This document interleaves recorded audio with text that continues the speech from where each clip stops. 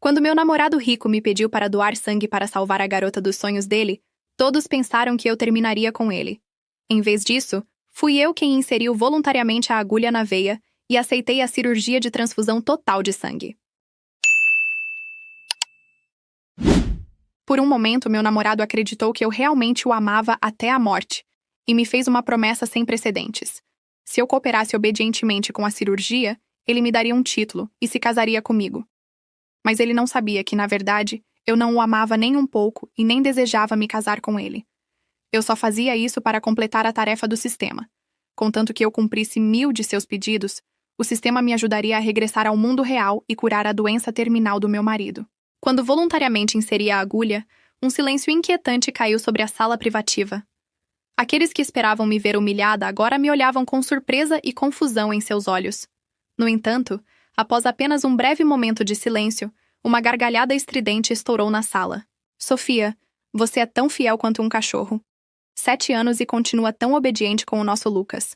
Lucas, como você a treina? Ensine-me também. Quero ter alguém assim para me divertir. Bobagens. Ela é só uma garota pobre. O que mais ela tem além de sua aparência?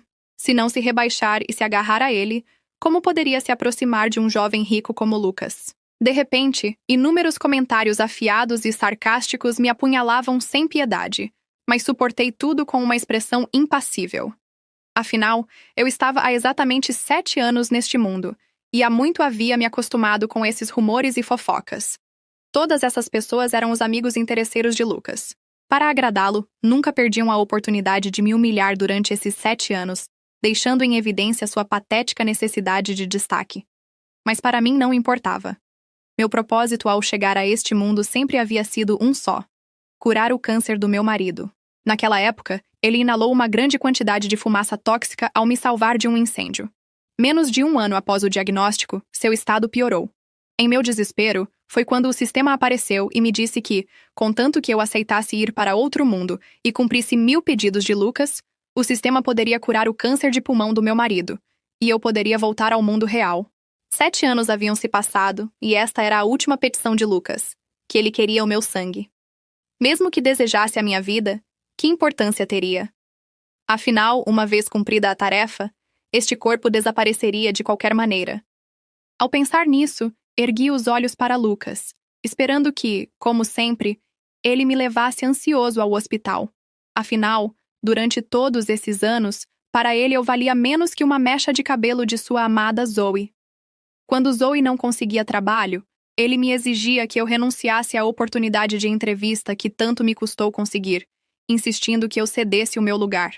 Quando Zoe ficava doente com febre, ele me ordenava a sair às 3 da madrugada, no meio de um tufão, para comprar remédios para ela. Quando Zoe se embebedava e sofria um acidente de carro, ele não hesitava em cruzar a linha e me fazer carregar a culpa. Cada vez eu cumpria seus pedidos sem reclamar, mas em troca só recebia seu olhar cada vez mais frio. No entanto, desta vez as pupilas de Lucas tremeram ligeiramente e seus olhos se encheram de hesitação. Sofia, vou perguntar pela última vez. Você está falando sério? Entre a multidão, Zoe notou isso e uma faísca de desagrado cruzou seu olhar, mas logo adotou uma expressão compassiva e se aproximou de mim, fingindo pegar minha mão com um tom cheio de culpa. Irmã Sofia, minha leucemia piorou. O médico disse que preciso de uma transfusão total de sangue para sobreviver agora. Em toda a cidade, você é a única que tem esse tipo de sangue tão raro. Se você doar tanto sangue de uma só vez, poderá ficar muito fraca. Zoe pronunciou a metade da frase, e depois levantou a cabeça como se estivesse prestes a chorar. Ai, já sofro bastante com a minha doença. Como poderia arrastar você comigo? Ao ver sua péssima atuação, não pude evitar sentir zombaria internamente. 7 anos e ela continuava igual, fazendo-se de vítima para despertar pena e empurrando toda a responsabilidade para os outros. Mas enfim, minha tarefa estava prestes a ser concluída, então não importava o que ela fizesse. Pensando nisso, apenas esbocei um leve sorriso. Não se preocupe, senhorita Zoe. Estou fazendo isso voluntariamente. Salvar uma vida vale mais do que construir um pagode de 7 andares. Além disso, repeti isso incontáveis vezes durante esses 7 anos. Cumprirei tudo o que o Lucas me pedir. Com 600 seminas bris é suficiente para você superar este período. Então, por favor, aceite com tranquilidade. Dito isso, entreguei a bolsa de sangue a Lucas com um filete de sangue no canto dos meus lábios. Afinal, em breve eu poderia ver o meu marido de novo, e só de pensar nisso eu já ficava feliz. E ao curar a doença de Zoe, eles poderiam ficar juntos de forma apropriada. Era uma situação em que todos saíam ganhando sem nenhuma perda. Mas Lucas, que apenas alguns segundos atrás se mostrava tão arrogante, agora estava atônito. Por alguma razão, ele me olhou por um longo tempo, como se fosse a primeira vez que me via. Depois de um tempo, ele finalmente pegou a bolsa de sangue, embora sua voz soasse repentinamente um pouco rouca. A cirurgia será marcada provisoriamente para a próxima semana. Pegue este dinheiro. Não vá desmaiar até lá e arruinar a cirurgia da Zoe. Olhei para o cheque que Lucas me estendia um pouco surpresa. Em 7 anos, era a primeira vez que ele se oferecia para me compensar. No entanto, eu estava prestes a retornar ao meu mundo, então aquele dinheiro não me servia de nada. Balancei a cabeça, rejeitando seu gesto de amabilidade. Só estou cumprindo o seu desejo, não preciso de dinheiro. Poder te ajudar já é o suficiente para mim. Ao ouvir isso, Lucas me olhou surpreso, com os olhos cheios de confusão. Não me preocupei em lhe explicar nada. Apenas sorri para ele e me virei para ir embora. Mas talvez por ter doado 600 centímetros de sangue, eu me sentia um pouco tonta. Após dar alguns passos, minhas botas de salto alto escorregaram no gelo liso, e meu casaco, já bastante desgastado, rasgou-se nas pedras, deixando o vento frio entrar sem parar. Ao ver meu tornozelo torcido, ouvi imediatamente uma explosão de risos ao meu redor. Se com apenas 600 centímetros ela fica tão fraca assim, nem consegue andar, é ridículo. Vamos, pare de fingir fragilidade na frente do nosso Lucas. Você é só uma garota pobre que se atira em cima dele. Você realmente acha que com truques infantis poderia escalar socialmente? Isso mesmo. Ela não passa de uma estranha. Por que Lucas se preocuparia com ela? Lucas, vamos embora. Convidei um monte de beldades para a próxima festa. Todas estão esperando para te conhecer. Entre a multidão, Zoe também me dedicou um sorriso desafiador. Logo enganchou seu braço no de Lucas e sentou-se no banco do passageiro. Eu não disse nada. Simplesmente cerrei os dentes e me levantei aos poucos, apoiando-me na parede. Um tipo de humilhação assim já era habitual para mim durante esses 7 anos. Justo quando pensei que Lucas iria embora com Zoe sem olhar para trás, como havia feito antes, de repente ele parou e voltou em minha direção. Após um instante de silêncio, ele finalmente falou em voz baixa. Tanto faz, entre no carro. Farei o motorista te levar de volta. Quando ouvi Lucas me pedir para entrar no carro, fiquei atônita. Em 7 anos era a primeira vez. Antes, ele sempre tinha sido muito duro comigo, como se me desprezasse profundamente. Não só nunca tinha me deixado tocar no seu carro, como também costumava dizer que uma mulher da minha classe em seu carro seria uma vergonha para ele. Lembro de uma vez que, por acidente, manchei a porta do seu carro com minhas mãos. Ele me empurrou imediatamente para o chão e, no dia seguinte, até vendeu o veículo novo, que tinha apenas 3 meses de uso. Mas agora era ele quem me dizia para entrar no carro. Por um momento, realmente não soube como reagir. As pessoas ao redor também ficaram pasmas, incluindo Zoe. Todos os olhares se fixaram em Lucas, cheios de surpresa. Não foi até aquele momento que Lucas pareceu se dar conta de seu descuido. Algo parecido com pânico cruzou fugazmente seus olhos, mas logo ele voltou à sua habitual indiferença. Ela é a única pessoa na cidade com esse tipo de sangue raro. Só pensei que se anoitecer e as estradas ficarem escorregadias, seria um desperdício de sangue se ela morresse congelada por aí. Pela segurança da Zoe, devo me certificar de que essa bolsa de sangue não sofra nenhum acidente. Eu já imaginava esse motivo desde antes. Ao ouvi-lo, não senti muita agitação no meu interior. Afinal, todo mundo sabia que Lucas estava loucamente apaixonado por Zoe. Uma vez, quando Zoe cometeu um erro no trabalho e seu supervisor a repreendeu, Lucas afundou completamente aquela empresa, usando até mesmo as influências de sua família para vetar o supervisor, arruinando completamente sua carreira. Agora, pela segurança de Zoe, ele fazia um esforço e me deixava entrar no carro uma única vez, o que era completamente normal. No entanto, eu enjoo em automóveis, então recusei também aquele gesto. Não precisa, voltarei a pé. O rosto de Lucas tornou-se imediatamente frio. Faça o que quiser. Dito isso, ele entrou no carro e foi embora sem olhar para trás. Imediatamente, explodiram zombarias ao meu redor. Lucas sentiu pena de você por um instante, e você já se sente importante. Você realmente acreditava que qualquer uma podia entrar no carro do Lucas? Com essa falta de noção, com razão, o Lucas não olhou para você nem uma única vez em 7 anos. Zoe chegou a me dar um sorriso presunçoso de dentro do carro, mas eu me limitei a agarrar meu casaco com força e continuar caminhando para casa. Neste mundo, o céu noturno era diferente do da minha casa. Contemplando o firmamento desconhecido, não pude evitar pensar no meu marido. Embora o sistema tivesse prolongado temporariamente a vida dele, depois de 7 anos sem nos vermos, certamente ele estaria muito preocupado comigo. Mas por sorte tudo aquilo estava prestes a terminar. Ao pensar nisso, esbocei um leve sorriso. No entanto, naquele momento, alguém me empurrou com força pelas costas. Desprevenida, caí diretamente na água gelada do lago. Já fraca por ter doado 600 cm de sangue, senti meu corpo se transformar em um cubo de gelo, incapaz de se mover. Enquanto eu lutava na água gélida, Zoe estava de pé na margem me observando com um sorriso frio. Ora, ora! Não é a nossa esposinha Sofia? Você ainda está viva? Ela se aproximou da minha cama de hospital, olhando-me com desprezo na voz. Me surpreende que você realmente tenha assinado o consentimento para a cirurgia. Pensei que você se recusaria a me salvar pelo seu orgulho patético. Mas vejo que você até tem um pouco de consciência. Sabe que a única utilidade da sua vida miserável é salvar a minha. Fez uma pausa e seu tom tornou-se ainda mais cortante. Mas nem pense em se casar com o Lucas. Nem eu permitirei, nem a família do Lucas jamais aceitaria. Como poderiam deixar que alguém como você, de uma origem tão duvidosa, entre para uma família tão rica? Em seguida, Zoe tirou um cartão bancário do bolso e o jogou em cima da minha cama de hospital. Pegue este dinheiro depois da cirurgia e vá o mais longe possível. Se você voltar a aparecer na minha frente ou na do Lucas, você vai se arrepender. Eu olhei para o cartão e balancei a cabeça. Eu estava prestes a sair deste mundo para que eu precisava de dinheiro? Não preciso do seu dinheiro. O rosto de Zoe escureceu de imediato. Você está procurando problemas.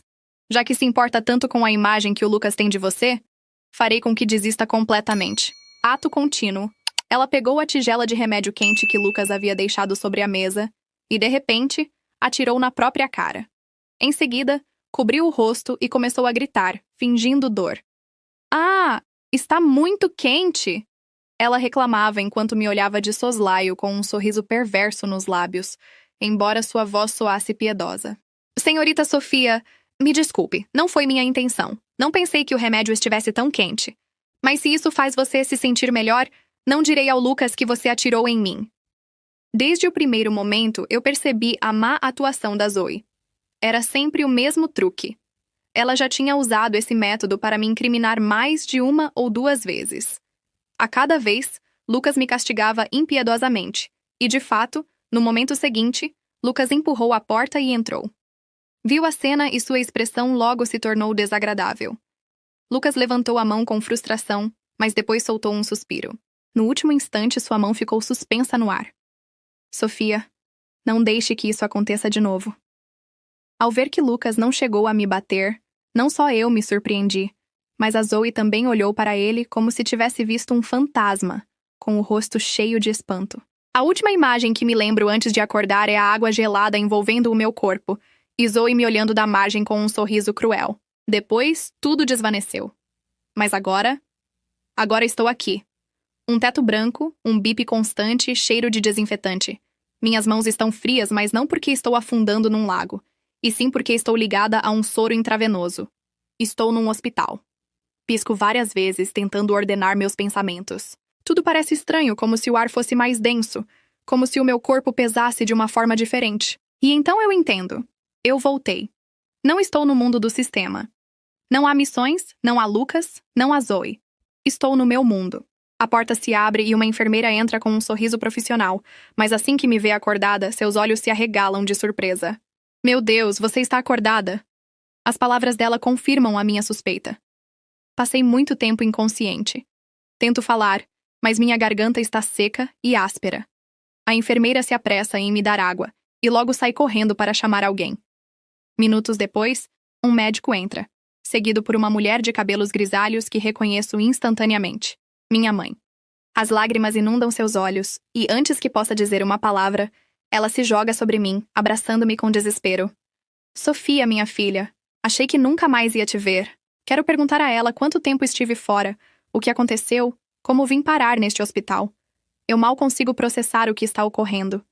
O médico verifica meus sinais vitais enquanto minha mãe não para de falar. Disseram que você nunca acordaria, que era um coma irreversível. Mas eu sabia que você voltaria, eu sabia. Coma. Não consigo evitar uma risada amarga. 7 anos presa num mundo que não era o meu. Obrigada a completar missões cruéis.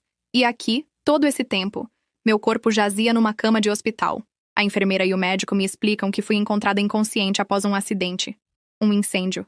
Meu coração para por um momento. Meu marido. A sala fica em silêncio. Minha mãe segura a minha mão com ternura. Sofia, ele está bem.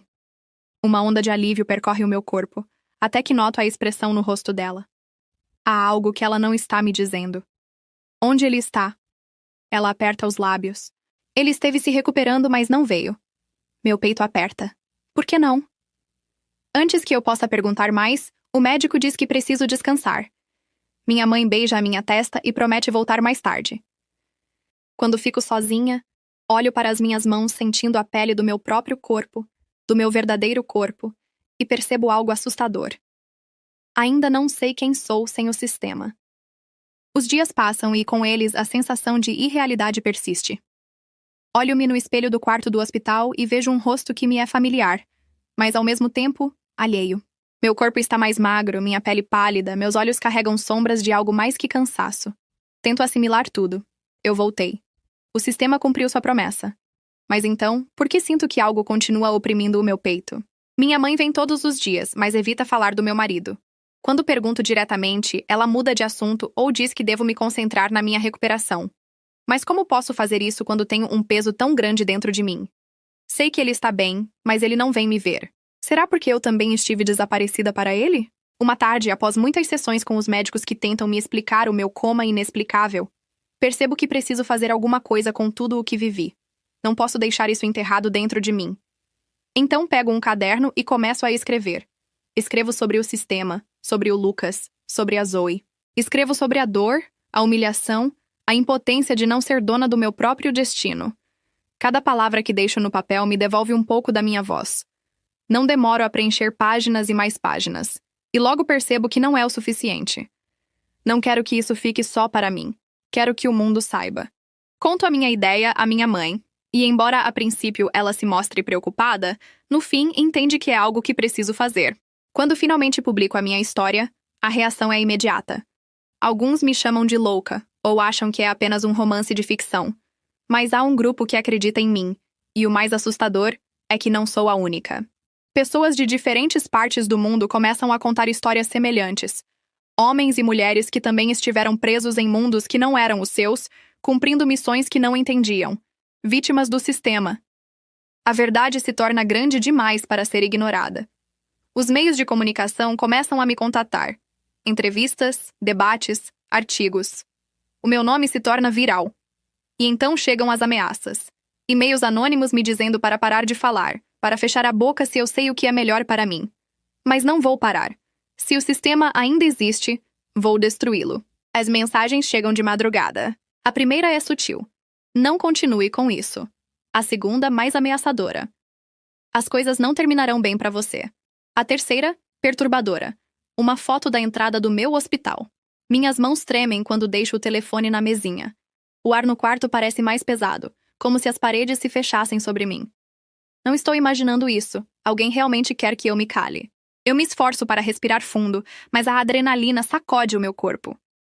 Olho ao redor como se, a qualquer momento, alguém pudesse aparecer na porta e terminar o que o sistema não conseguiu.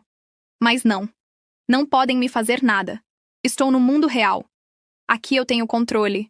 Aqui tenho opções. Ainda assim, quando minha mãe chega pela manhã, ela sabe que algo não está bem. Ela me estuda com aqueles olhos preocupados de mãe que veem além do evidente. O que houve, Sofia? Eu hesito. Quero contar a verdade a ela, mas ao mesmo tempo, não quero que ela também se torne um alvo. Nada, só não dormi bem. Ela não acredita em mim, mas também não insiste.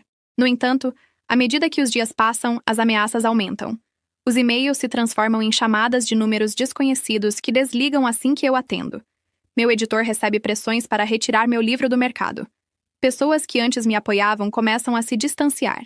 Mas o que realmente me faz sentir que isso é maior do que imaginei é o dia em que uma das outras vítimas desaparece. Emma Torres. Uma mulher de 32 anos que contatei há semanas.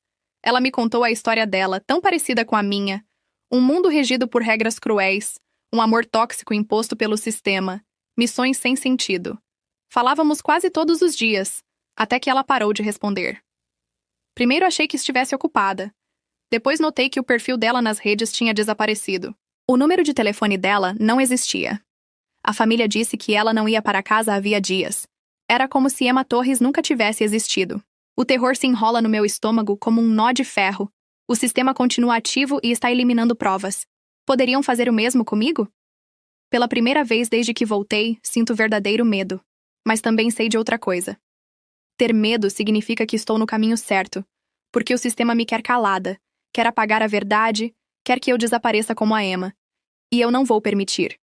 Então faço o que sei fazer de melhor. Luto. Ligo para um jornalista investigativo e conto tudo o que sei. Não apenas a minha história, mas a da Emma e de outros que desapareceram depois de falar. Ele não fica convencido no começo, mas quando lhe mostro as mensagens ameaçadoras, quando lhe mostro os depoimentos, a expressão dele muda. Se isso for verdade, diz ele com voz baixa, estamos diante de algo muito maior do que podemos imaginar. Eu sei, afirmo. Por isso temos que expor isso antes que nos apaguem a todos. A reportagem é publicada uma semana depois, e o mundo explode. A publicação da reportagem muda tudo. As pessoas já não podem ignorar o que está ocorrendo. O que começou como um simples livro se transformou em um fenômeno global. A mídia não fala de outra coisa, e se realmente estamos vivendo em uma simulação. Mas eu sei a verdade. Não se trata de uma teoria filosófica ou de ficção científica. Trata-se de um sistema real, que sequestra pessoas e as submete a testes cruéis. E agora, ao ver que não podem me silenciar, o sistema muda de tática. Começam a me difamar. Aparecem especialistas na televisão garantindo que a minha história é apenas um delírio induzido pelo trauma, que o meu suposto desaparecimento e coma são coincidências médicas, sem nenhuma relação com um sistema oculto. Inventam escândalos. Circulam rumores de que tudo isso é um truque publicitário, que eu quero fama e dinheiro. Mas a pior parte é que começam a manipular as minhas memórias. Sonhos estranhos começam a invadir as minhas noites. Neles, vejo uma versão diferente da minha história. Em vez de ser uma prisioneira do sistema, sonho que eu mesma escolhi estar lá, que o Lucas me amava e que a Zoe nunca me machucou. Que tudo foi um simples jogo psicológico e que agora, no mundo real, estou obcecada por uma mentira. Acordo encharcada de suor, sentindo-me perdida dentro da minha própria mente. E se realmente tudo foi um delírio? E se eu nunca estive presa num sistema? E se tudo o que creio saber é uma construção falsa? O medo se infiltra nos meus ossos. O sistema não quer apenas destruir a minha credibilidade, quer destruir a minha identidade. Não posso confiar na minha memória, não posso confiar no que vejo ou sinto. Preciso de ajuda. Tomo uma decisão difícil, mas necessária. Buscar profissionais da saúde mental. Vou para a terapia. No começo, tudo é confuso. Como explicar que vivi 7 anos num mundo alternativo, onde fui obrigada a completar missões para salvar alguém que agora eu sequer tenho a coragem de visitar? Mas aos poucos, as sessões começam a me dar algo que achei estar perdido. Clareza. O meu terapeuta não me diz que estou louca, não tenta me convencer de que tudo foi um delírio. Em vez disso, ele me guia para que eu mesma descubra a verdade entre as minhas memórias manipuladas. E lá está a certeza. Não imaginei nada, não inventei. O sistema existe, e eu sobrevivi a ele. E agora tenho que destruí-lo. O sistema não destrói apenas corpos, destrói mentes. E eu sou a prova viva disso. Desde que comecei a receber ameaças, desde que as minhas memórias começaram a se misturar com imagens que não reconheço, o meu maior medo mudou. Já não temo que me eliminem fisicamente. Temo que me apaguem mentalmente. Que façam comigo o que fizeram com a Emma Torres. Que manipulem a minha história até me transformar num fantasma de mim mesma. Por isso, a cada dia eu luto para me lembrar. Agarro-me ao meu livro, às minhas palavras escritas, a cada depoimento que recolhi. Leio as minhas próprias experiências como se fossem as de outra pessoa. Como se tentasse me convencer de que tudo é real. Porque o sistema quer que eu duvide. Mas eu não vou duvidar. O meu terapeuta, o Dr. Valera, tem sido a minha âncora neste processo. Não me trata como uma louca, não me diz que tudo é um delírio. Em vez disso, ele me olha com seriedade e me diz: se o sistema está tentando manipular a sua memória, significa que há algo nas suas lembranças que eles não querem que você descubra. E isso muda tudo. Porque até agora, eu estava tentando preservar o que lembrava. Mas nunca me perguntei: o que foi que eu esqueci? Começo a fazer listas de cada missão que completei no outro mundo. Analiso-as como se fossem parte de um experimento científico. E então, pouco a pouco, os padrões começam a emergir. Os testes do sistema nunca foram aleatórios. Não foram desenhados para me fazer sofrer sem razão. Cada prova tinha um propósito. A princípio, penso que o propósito era me quebrar emocionalmente. Mas então vejo a verdade. O sistema queria medir a minha obediência. Todos os testes que me impuseram giravam em torno de um único conceito: o quanto eu estava disposta a sacrificar antes de dizer não. Lucas me exigia abandonar minhas oportunidades, e eu cedia. Ele me pedia que assumisse a culpa de coisas que não fiz, e eu obedecia. Ele pediu meu sangue, e eu dei. O sistema não queria apenas me fazer sofrer, estava me estudando. E a pergunta que surge em minha mente me deixa sem fôlego: por quê? Por que o sistema precisava saber até que ponto alguém pode suportar a submissão? Quem está por trás disso? A resposta me encontra antes que eu possa procurá-la. Às 3 da madrugada, o meu telefone vibra com um e-mail anônimo. Não tem título, não tem texto, apenas um arquivo anexo. Meu coração martela no peito. Olho para a tela por longos segundos, com as mãos tremendo sobre o telefone. Abrir este arquivo poderia ser uma armadilha, poderia ser uma ameaça, poderia ser a última coisa que eu faça antes de desaparecer. Mas abro mesmo assim. A tela do meu telefone se enche de estática por um momento e logo aparece um vídeo em preto e branco de baixa qualidade, como se tivesse sido gravado por uma câmera de segurança. A imagem mostra uma sala cheia de monitores. E então vejo o que me deixa sem ar. Em cada tela há pessoas. Pessoas como eu. Algumas choram, outras parecem exaustas. Algumas estão sentadas em quartos luxuosos, outras em lugares miseráveis. Todas parecem presas em seus próprios pesadelos pessoais. Estão sendo observadas. A imagem muda. Agora mostra um escritório com paredes de vidro. Um homem de terno escuro está de pé, de braços cruzados atrás das costas, olhando para os monitores como se fossem gráficos de vendas de uma empresa. Seu rosto é sereno, frio, clínico. Como se estivesse analisando números e não seres humanos. E então ele fala: o comportamento da unidade 384 é interessante, diz com voz neutra. Resistiu 7 anos sem quebrar completamente. Precisamos levar isso em consideração para simulações futuras. Meu estômago revira. Unidade 384. Essa sou eu. Tapo a boca com a mão sentindo náuseas. Eu não era uma pessoa para eles, não era uma vítima. Era um experimento. O vídeo termina abruptamente, mas os meus pensamentos continuam girando em espiral. Quantas pessoas mais estão presas nesses mundos falsos? Quantas mais estão sendo estudadas como ratos de laboratório? Emma Torres. Ela desapareceu depois de falar comigo. Foi porque ela se lembrava demais? O sistema ainda está operando, ainda está aprisionando pessoas. E se isso for verdade, não posso me deter agora. Não até que eu o derrube. Não até que eu saiba quem está por trás disso. Não até que todos estejam livres.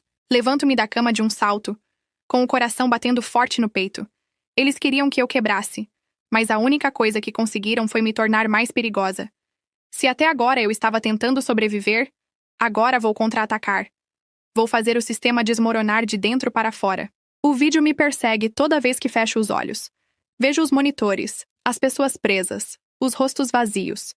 Vejo aquele homem de terno escuro falando de mim como se eu fosse um simples dado em uma planilha. Unidade 384.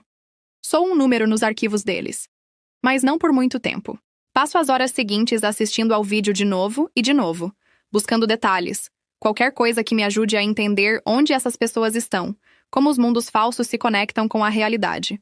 Porque, se o sistema continua operando, significa que existe uma forma de entrar e sair. E se eu pude sair, talvez possa fazer com que os outros saiam também. O problema é que não posso fazer isso sozinha. A primeira coisa que faço é contatar o jornalista que publicou a minha história. A princípio, ele responde com calma, mas quando lhe envio o vídeo, o seu tom muda imediatamente. De onde você tirou isso? Alguém me enviou, não sei quem. Quer dizer que um informante dentro do sistema está te ajudando? Parece que sim. Há um silêncio tenso do outro lado da linha. Logo a voz dele retorna, agora mais baixa. Isso é muito grande, Sofia. Se isso é real, significa que não estamos apenas falando de uma organização secreta. Significa que há algo mais profundo, algo que opera num nível que nem sequer imaginamos. Eu sei. E se você continuar com isso, vai se tornar o inimigo número 1 deles. As minhas próprias palavras deveriam me assustar. Talvez em outro momento o tivessem feito. Mas não agora. Agora, a minha decisão já está tomada. Então farei com que me temam. O próximo passo é contatar outras vítimas. Algumas me ignoram, outras têm muito medo de falar. Mas um pequeno grupo de pessoas está disposto a me ouvir. Nos reunimos num café discreto, longe de câmeras e olhares curiosos. São 5 pessoas, todas com olhares cansados, todas com cicatrizes que não são visíveis a olho nu. Emma Torres não está entre elas. Não preciso dizer em voz alta. Todos sabemos o que significa a sua ausência. Eu os observo em silêncio por um momento antes de falar. Sabemos que o sistema existe. Sabemos o que ele faz e agora sabemos que continua ativo. Ninguém diz nada, não porque não concordem, mas porque não sabem o que fazer. Não podemos permitir que mais pessoas sejam sequestradas por isso. Não podemos continuar nos escondendo e esperando que o mundo resolva por nós. Um homem de uns 40 anos, com barba rala e olhos escuros, cruza os braços. E o que você sugere que façamos? Não temos poder, não temos dinheiro, não temos nada. Temos informação. Respondo com firmeza. E a informação é a única coisa que o sistema teme. Um murmúrio percorre a mesa. Eles também receberam ameaças. Eles também foram silenciados. Mas não se pode silenciar algo que já é grande demais para ser detido. Eles querem que tenhamos medo, digo. Mas o medo foi o que nos manteve presos durante anos. Olho nos olhos deles, um por um. Se quisermos destruir o sistema, temos que expô-lo de dentro. O silêncio que se segue é pesado. Todos entendemos o que isso significa. Significa que alguém tem que voltar ao sistema. Significa que alguém tem que entrar antes que seja tarde demais. E todos sabemos que essa pessoa serei eu. Decidir entrar no sistema outra vez não é fácil. Não sei se voltarei, não sei se sobreviverei. Mas sei que não posso permitir que mais pessoas sejam submetidas ao mesmo pesadelo que eu vivi. Durante dias, a minha equipe e eu tentamos descobrir como o sistema seleciona as suas vítimas. Já sabemos que não é aleatório. Não sequestram qualquer um. Escolhem pessoas com um perfil específico, pessoas como eu. Não se trata de simples sequestros, diz Renata, uma das vítimas que conheci no café. Eles nos estudam antes de nos escolher, nos analisam, procuram fraquezas. E uma vez que encontram alguém com o perfil adequado, continua Samuel, outro sobrevivente, o sistema o submerge numa realidade falsa sem que ele perceba. Exatamente como aconteceu comigo. 7 anos presa sem saber que era um experimento. Engulo em seco. Não quero voltar àquele inferno. Mas se eu não o fizer, quem o fará? A minha oportunidade chega antes do esperado. Uma noite, recebo outro e-mail anônimo. Desta vez não há um vídeo, apenas algumas palavras. O acesso está aberto. Se você quer respostas, venha sozinha. O endereço anexo me leva a um edifício nos arredores da cidade, um lugar aparentemente abandonado. Observo-o do banco do carona do carro do Samuel. Não entre, diz ele. Eu tenho que ir. Ele me olha sério. Sofia, se o sistema ainda está operando, significa que não terminou com você. E se você voltar a entrar, não há garantia de que conseguirá sair de novo. As palavras dele pesam no meu peito, mas já tomei a minha decisão. Deixo o meu telefone com ele com uma última instrução. Se eu não voltar em 24 horas, torne público tudo o que encontramos. Samuel aperta os lábios, mas assente. E então, eu saio do carro e entro no edifício. As luzes estão acesas. Isso já é suficiente para fazer a minha pele se arrepiar. Continuo caminhando, passando por corredores desertos, com a sensação de que alguém me observa. E então eu vejo. Uma porta de metal com um teclado de segurança. Meu coração acelera. Se há um código de acesso, significa que atrás desta porta há algo que o sistema não quer que ninguém veja. Aproximo-me lentamente e então, antes que eu possa fazer qualquer coisa, a tela do teclado muda e mostra uma mensagem. Acesso concedido. Unidade 384. A porta se abre sozinha. Dou um passo para dentro e, no instante em que o faço, o mundo desaparece. Eu caio. O chão desaparece sob os meus pés e o meu corpo afunda numa escuridão infinita. Não há gravidade, não há direção. É como se eu estivesse sendo absorvida pelo vazio. E então eu acordo. Estou no chão. O meu corpo dói, mas não é uma dor real.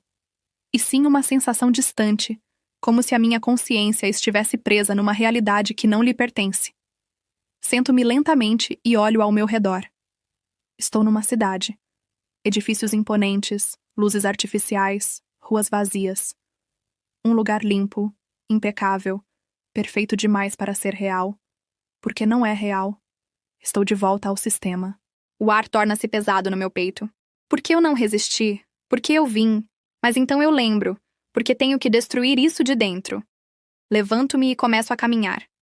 A cidade é silenciosa, demasiadamente silenciosa. Cada passo que dou ressoa no asfalto, como se alguém estivesse escutando, esperando. E então, uma voz. Unidade 384. Eu me viro de supetão. Um homem se aproxima de mim. Ele veste o mesmo terno escuro que vi no vídeo. A expressão dele é neutra, quase entediada, como se a minha presença aqui não fosse uma surpresa. Você voltou. Sabíamos que voltaria. Minha pele se arrepia. Onde estão as outras pessoas? Onde estão as vítimas? O homem inclina a cabeça, quase se divertindo. Vítimas? Ele repete. Isso é interessante, porque eu diria que não há vítimas aqui. O tom dele é relaxado, mas há algo no olhar dele que gela o meu sangue. O que isso significa? Ele sorri. Significa que tudo isso, e faz um gesto com a mão apontando para a cidade vazia. Não é o que você pensa. Dou um passo para trás, mas não vou muito longe, porque naquele instante a cidade muda.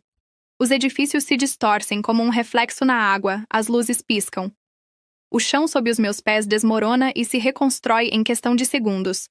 E então eu vejo as telas. Milhares delas. Cada uma mostra uma imagem diferente. Pessoas como eu.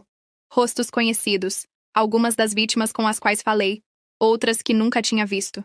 Todas presas nos seus próprios mundos. Mas o mais assustador é o que vejo numa tela em particular. É uma imagem de mim mesma. O meu reflexo. Mas não neste momento. Não agora. Mas sim antes de tudo começar. Antes do sistema. Antes de eu desaparecer. E há alguém ao meu lado. Meu marido. Sinto um nó na garganta. Não o vejo desde que voltei. Não tive coragem de procurá-lo. Mas lá está ele. E quando finalmente o observo bem, quando me obrigo a analisar cada detalhe do rosto dele, é o Lucas. O Lucas do mundo real. O homem que amei antes de ser enviada para este. Mas então, por quê? Por que o sistema criou uma versão diferente dele na minha simulação? As peças começam a se encaixar. A razão pela qual o sistema escolheu o meu perfil, o motivo pelo qual Lucas era o meu torturador no outro mundo, o porquê de o sistema tentar manipular as minhas memórias. O meu peito aperta. A resposta é simples. Porque o tempo todo o teste não era sobre a minha obediência, era sobre a minha capacidade de reconhecer o amor verdadeiro. O sistema me confrontou com uma versão distorcida do Lucas para ver se eu conseguiria diferenciar a realidade da manipulação. E agora eu sei a verdade. O Lucas nunca me machucou. Nunca foi meu inimigo. O sistema o transformou num monstro para me fazer duvidar do que realmente significava amar e ser amada. E agora que sei disso, vou destruí-los a todos. O sistema queria que eu nunca descobrisse a verdade, mas agora eu sei. Agora eu sei que tudo o que sofri não foi apenas um experimento de obediência. Foi um ataque direto contra a minha capacidade de confiar, de amar, de distinguir a verdade da manipulação. O sistema não queria que eu escapasse e queria me quebrar de uma forma que eu nunca pudesse me curar. Mas eles falharam. E agora só resta uma coisa a fazer: voltar e enfrentar a última sombra do meu passado. O Lucas. O verdadeiro. O homem que não vejo desde que acordei no hospital. O homem que tem estado na minha mente todos esses meses. A quem eu temia enfrentar porque a simples ideia de olhá-lo nos olhos e encontrar o reflexo do meu torturador me aterrorizava. Mas agora eu sei a verdade. Sei que ele nunca me machucou. E mais importante ainda, sei que mereço saber quem ele realmente é. Você tem certeza disso? Pergunta Samuel, olhando para mim do assento do motorista. Observo a casa à nossa frente. É pequena, acolhedora, com uma luz quente iluminando a sala através das cortinas, diferente da mansão opulenta onde o outro Lucas vivia, e isso me conforta. Sim, respondo. É a hora. Respiro fundo e desço do carro. Cada passo em direção à porta é como caminhar rumo ao desconhecido. Não sei como ele vai reagir quando me vir. Talvez esteja zangado porque eu desapareci sem explicação. Talvez já não me queira mais na vida dele. Talvez nunca mais volte a confiar em mim. Mas não importa. Não vim aqui para recuperar o passado, vim para conhecer a verdade. Levanto a mão e toco a campainha. O som ressoa no meu peito como uma explosão. Silêncio. Depois passos. A porta se abre. E lá está ele. Lucas. O verdadeiro. O ar abandona os meus pulmões. A primeira coisa que noto é que ele parece exatamente igual às minhas lembranças, mas ao mesmo tempo é completamente distinto. Não há arrogância na postura dele. Não há frieza nos seus olhos. Não há vestígios do homem que me fez sofrer no outro mundo. Há apenas um rosto cheio de surpresa, de alívio e de algo mais. Algo que eu não vejo há muito tempo. Calor humano. Lucas me observa em silêncio, como se não soubesse se o que vê é real ou apenas uma ilusão. E então, a voz dele soa baixa, suave, incrédula. Sofia? Meu peito aperta com força. Meu Deus, a voz dele não é a voz do meu algoz. Não é a voz de quem me ordenava a cumprir missões cruéis. É a voz do homem que me amou antes de tudo se despedaçar. A minha garganta se fecha. Quero falar, mas as palavras não saem. E então, Lucas dá um passo em minha direção, hesitante, como se temesse que eu fosse desaparecer. É você de verdade? O nó na minha garganta se desfaz de repente e eu aceno rapidamente com a cabeça. Sou eu. Lucas exala como se estivesse segurando o ar durante todo esse tempo. E então, antes que eu possa processar, ele me envolve num abraço. O calor dele é real. O cheiro dele é real. E é nesse instante que eu entendo. O sistema nunca poderá me tirar isso. Nunca poderá me tirar o que é real. E o Lucas é real. Lucas me segura como se tivesse medo de me soltar e eu desaparecer de novo. E eu não sei como reagir. Porque durante meses eu temi este momento. Temi olhar para ele e ver o reflexo de um homem que não era ele. Temi que cada palavra sua soasse como ordens disfarçadas de amor. Que cada gesto seu me lembrasse do Lucas que o sistema criou para me destruir. Mas não é assim. Ele não é o mesmo Lucas. Ele nunca foi. E neste abraço, na sua respiração trêmula contra o meu cabelo e nas suas mãos agarradas às minhas costas, como se estivesse verificando que eu realmente estou aqui, eu sei com certeza. Achei que nunca mais ia te ver, ele murmura, a voz tremendo com uma emoção que eu não esperava. Meu Deus, Sofia, pensei que você estava morta. Os meus olhos ardem porque para ele, eu sim desapareci sem explicação. Para ele não foram 7 anos, foram meses de incerteza, de esperar por notícias, de não saber se algum dia eu voltaria. Separo-me ligeiramente dele e o olho nos olhos. Lucas sempre teve olhos expressivos. Mesmo nas minhas lembranças mais distantes, eu podia ler neles exatamente o que ele sentia. E o que vejo agora é puro alívio, mas também medo. Você está tremendo, ele diz suavemente, como se apenas se desse conta disso. Eu também noto. E então eu entendo. Não tenho medo só dele. Tenho medo de ser amada de novo. Porque o sistema me ensinou que o amor era uma transação que eu devia conquistar com sacrifícios, com obediência, com dor. Mas o Lucas, este Lucas, nunca me pediu nada. Nunca me exigiu que eu renunciasse a mim mesma por ele. E se eu quero realmente ser livre, tenho que aprender a receber amor sem sentir que devo pagar por isso com o meu sofrimento. Podemos conversar? Pergunto com a voz sendo apenas um sussurro. Lucas acena imediatamente com a cabeça e segura a minha mão, guiando-me para dentro da casa. O interior é quente e acolhedor, com livros em cada canto e uma xícara de café ainda fumegante sobre a mesa. Tudo neste espaço grita que aqui vive um homem que nunca deixou de me esperar. Sentamo-nos no sofá, um de frente para o outro, num silêncio carregado de tudo aquilo que não dissemos. E então, finalmente eu falo. Conto-lhe tudo, desde o momento em que acordei no outro mundo até a última decisão que tomei para destruir o sistema.